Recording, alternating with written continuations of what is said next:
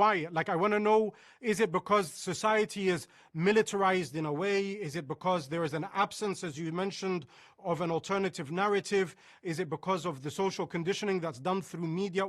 What is it that makes you so lonely? Why is it that there isn't more of a discourse around the source of things? There are a few reasons. I'll try to be brief. First of all, because the Israeli left was never solid. And every small change immediately insulted the left. Immediately he gave up and he said, oh, I was wrong. They are so terrible. We don't have a partner. We missed all those years in believing in them, and they disappointed us. They misled us, they, the Palestinians. So the Israeli left is a set of small, very devoted groups whom I highly appreciate, but the Zionist left was never solid, never. So therefore it is so fragile. When something happened, immediately you find nothing. Secondly, Israel was shocked by what happened. I mean, the Israeli arrogance couldn't believe that such an attack can be possible at all. And being shocked and humiliated and astonished and obviously also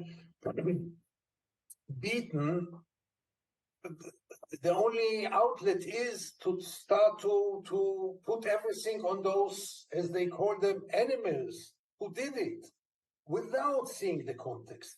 To mention the context today in Israel is almost illegal. You cannot mention the context, like you cannot pay any solidarity or empathy to the people of Gaza. It's almost illegal. I mean, people who tweeted some sympathy or empathy or spoke about the context were called to the police in Israel, especially if they were Israeli Palestinians, but also some Jews. So the atmosphere is very aggressive right now, very nationalistic, and above all, very non-tolerant. There's no tolerance for alternative voices right now, and this is the outcome. Do you think that a part of the reason for the absence of that discourse, as I mentioned, is also a lack of pressure from the international community? Or let me put it another way. The fact that an administration like the Biden administration can come out and say there are no red lines for what Israel's to do. There has never been any pressure from the European Union or the United States to find a partner for peace, as there has been, for example, on the Palestinians. No one's ever cut off funding for the Israelis. Nobody's ever said, boycotted or whatever, an Israeli official from that perspective.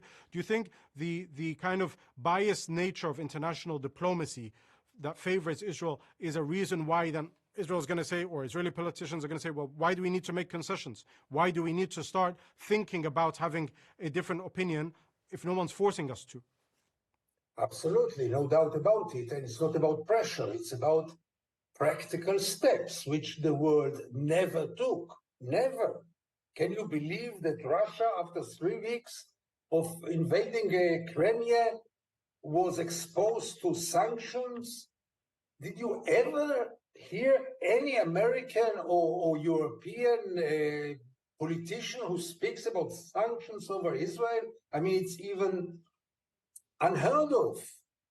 Sure, as long as Israel wasn't and isn't and will not be punished for its crimes, and I'm not speaking about this war, I'm speaking about all those years of apartheid and occupation, then the Israelis ask themselves, why would we change? I mean, everything is so wonderful. The world is hugging us. Israel is the darling of the West.